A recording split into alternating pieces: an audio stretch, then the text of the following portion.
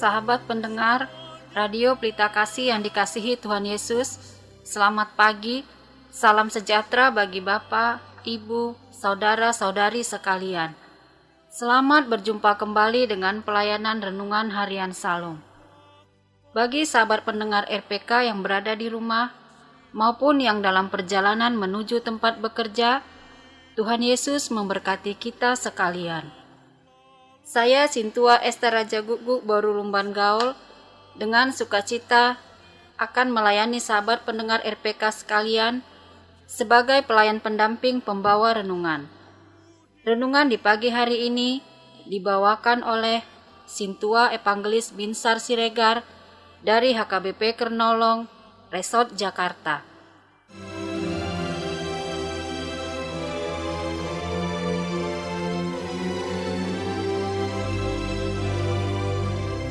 Marilah kita bersatu di dalam doa.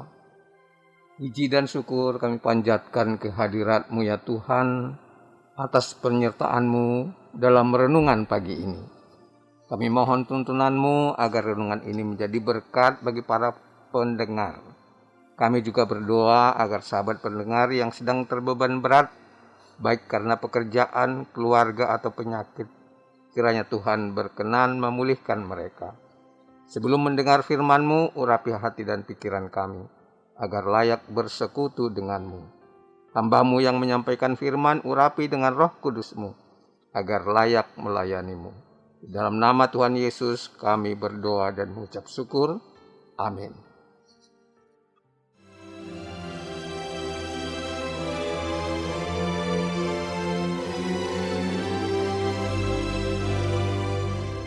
Sahabat pendengar Radio Pelita Kasih yang dikasihi Tuhan Yesus, renungan bagi kita hari ini tertulis dalam kitab Yakobus 1 ayat 13 sampai 18.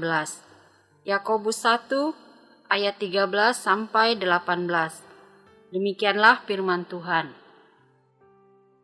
Apabila seorang dicobai, janganlah ia berkata, pencobaan ini datang dari Allah. Sebab Allah tidak dapat dicobai oleh yang jahat, dan ia sendiri tidak mencobai siapapun. Tetapi tiap-tiap orang dicobai oleh keinginannya sendiri, karena ia diseret dan dipikat olehnya. Dan apabila keinginan itu telah dibuahi, ia melahirkan dosa. Dan apabila dosa itu sudah matang, ia melahirkan maut.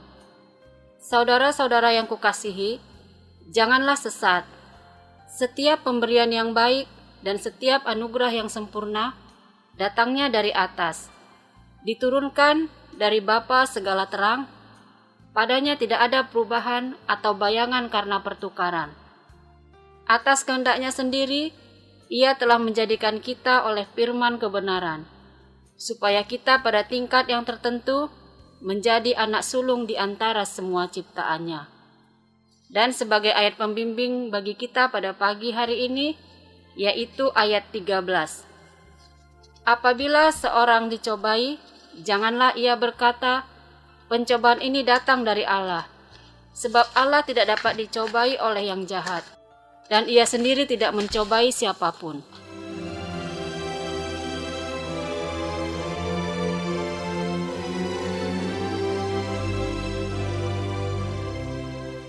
Sahabat pendengar yang dikasihi Tuhan, dalam percakapan sehari-hari sering kita dengar seseorang yang sedang jatuh dalam penderitaan menyebut dirinya sedang mendapat pencobaan dari Tuhan.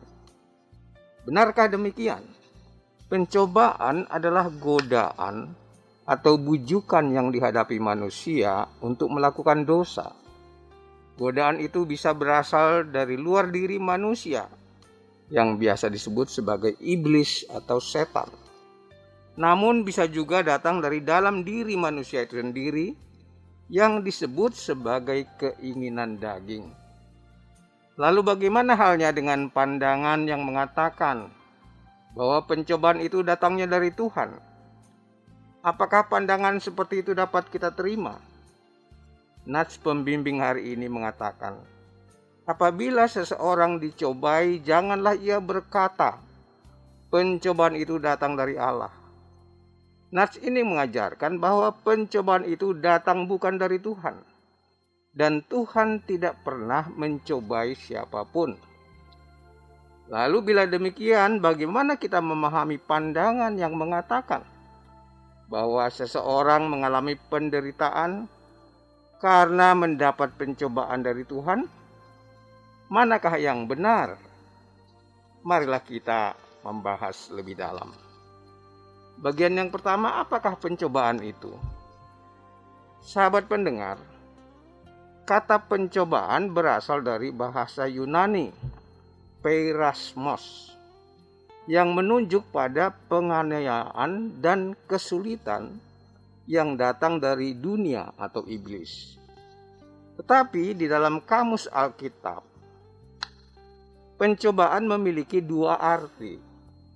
Yang pertama adalah pengujian, di mana Tuhan Allah menguji iman seseorang. Misalnya pengalaman Abraham yang mendapat perintah Allah untuk mengorbankan anaknya Ishak, atau pengalaman Ayub yang dicobai iblis atas seizin Allah. Di sini pencobaan diartikan sebagai suatu bentuk pengujian iman, di mana iman Abraham diuji, apakah ia lebih mengasihi Allah atau dirinya sendiri. Begitu juga dengan Ayub, imannya diuji, apakah tetap setia kepada Allah ketika semua miliknya diambil daripadanya. Dengan adanya ujian ini, orang percaya diharapkan mampu menghadapi dan memenangkannya.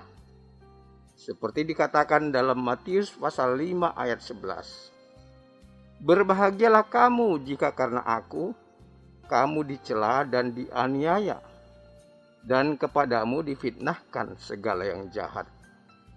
Melalui ujian ini orang percaya akan dapat mengembangkan imannya menjadi lebih kokoh, lebih mantap, dan lebih dewasa. Seperti dikatakan dalam Roma pasal 5 ayat 3-5. Kita bisa bermegah dalam kesengsaraan kita, karena kita tahu bahwa kesengsaraan menimbulkan ketekunan. Ketekunan menimbulkan tahan uji, dan tahan uji menimbulkan pengharapan. Dan pengharapan tidak mengecewakan, karena kasih Allah telah dicurahkan melalui Roh Kudus. Pengertian kedua adalah pencobaan yang berasal dari dunia atau iblis, yaitu bujukan untuk melakukan dosa yang tidak datang dari Allah. Dalam hal ini manusia dicobai oleh keinginan jahatnya sendiri. Pencobaan itu bersumber dari keinginan di dalam hati kita sendiri. Seperti dikatakan dalam Matius 15 ayat 19. Karena dari hati timbul pikiran jahat, pembunuhan, perzinahan, percabulan, pencurian, sumpah palsu, dan bahkan hujat. Dalam konteks inilah kita memahami bahwa Allah tidak mencobai siapapun, karena Allah itu kudus adanya. Allah tidak pernah merancangkan sesuatu yang buruk pada manusia, karena rancangan Allah adalah rancangan damai sejahtera. Tidak ada seorang pun manusia berdosa yang dapat mengabaikan kesalahannya, lalu menimpakan semua kesalahan itu pada Allah. Allah mungkin menguji kita untuk menguatkan iman, tetapi Allah tidak pernah menuntun kita untuk berbuat dosa. Kalau begitu, siapa yang merancang pencobaan bagi manusia? Godaan berbuat jahat bisa datang dari iblis yang muncul dalam bentuk pemikiran jahat kita, seperti misalnya mencari keuntungan dengan mencelakakan orang lain. Perilaku jahat juga bisa muncul karena didorong oleh nafsu kedagingan kita, seperti kerakusan dan keserakahan untuk mencari kenikmatan fisik. Bagian yang kedua, bagaimana sikap kita menghadapi pencobaan?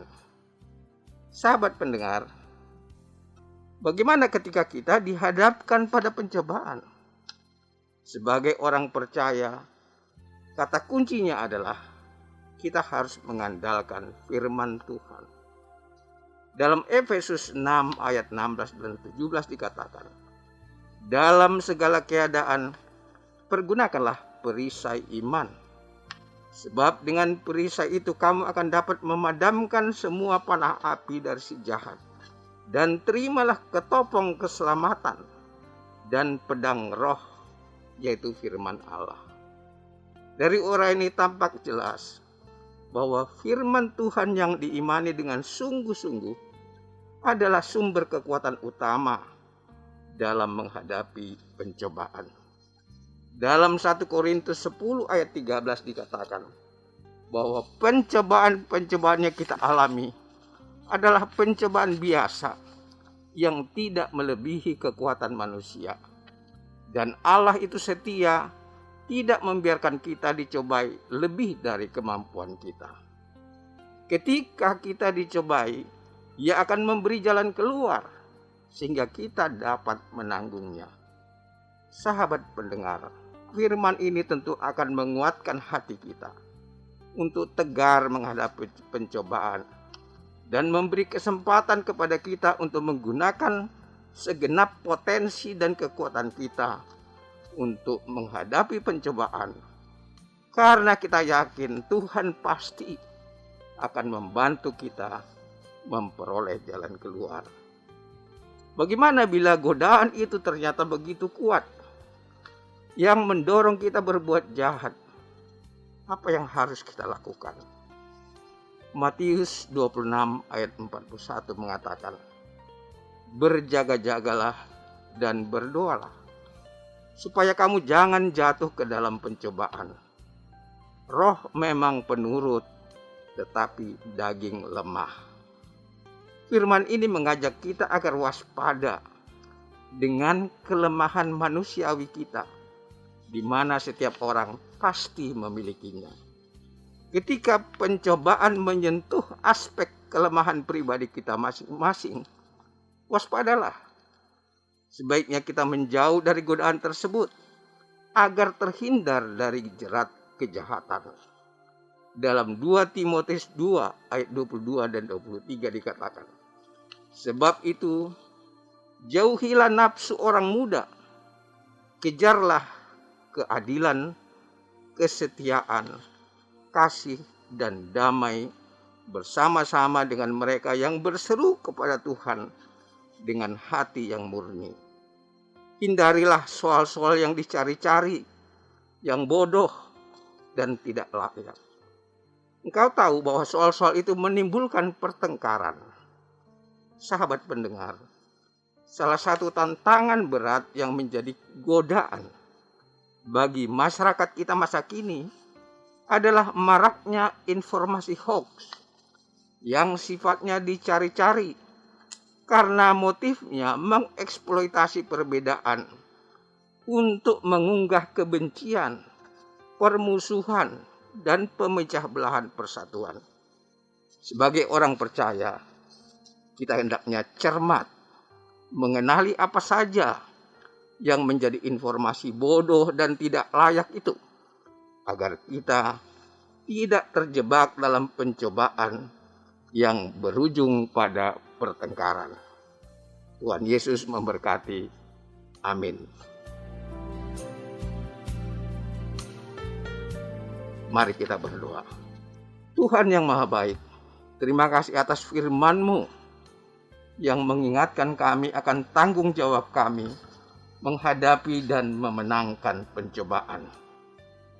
Tidak jarang kami merasa takut dan enggan menghadapi pencobaan yang menghadang kehidupan kami sehari-hari.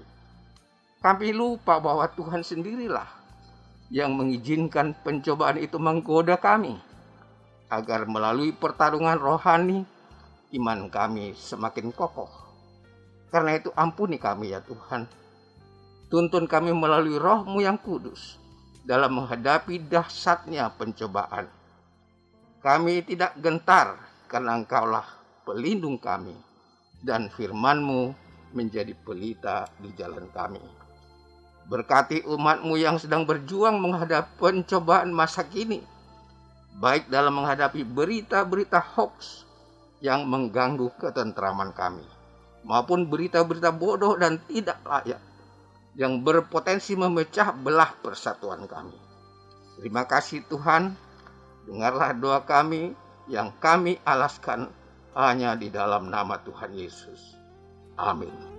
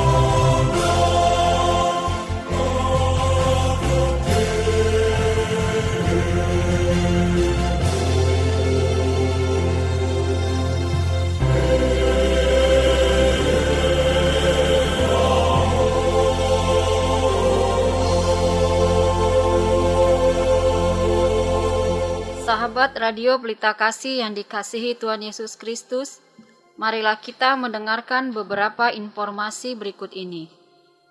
Bila Anda ingin merespon renungan pada pagi hari ini, dapat menghubungi Sintua Evangelis Binsar Siregar dengan nomor telepon 0815 8465 7186. Renungan Harian Salom ditulis oleh para hamba Tuhan dari berbagai gereja. Saat ini pendistribusiannya dilakukan secara online. HKBP Kernolong memiliki ruangan serbaguna. Bagi yang membutuhkan, dapat menghubungi Ibu Sunurat dengan nomor telepon 021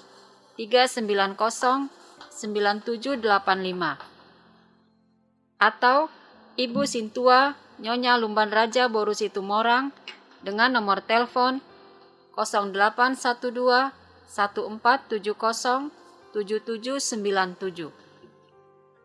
Jam ibadah dan gembala. Selama pandemi COVID-19, ibadah menjadi 2 kali, yaitu ibadah umum jam 9.30 sekaligus live streaming di YouTube channel HKBP Kernolong, dan ibadah kedua jam 17 atau jam 5 sore tanpa live streaming. Digembalakan oleh Pendeta Robert Sontar Pandiangan MTH, Pendeta Saad Parulian Nababan STH, dan Bibelfro Juliani Boru Tarihoran. Bagi Anda yang ingin didoakan dapat menghubungi Sintua Hotmatiur Tampu Bolon Boru Manurung dengan nomor telepon 0812 9087 563. Segenap pengurus Renungan Harian Salom menyampaikan salam kasih kepada seluruh pendengar setia dan pendukung acara ini, kepada jemaat Tuhan interdenominasi dan seluruh jemaat HKBP dimanapun berada. Kiranya Tuhan Yesus senantiasa memberkati kita semua. Horas.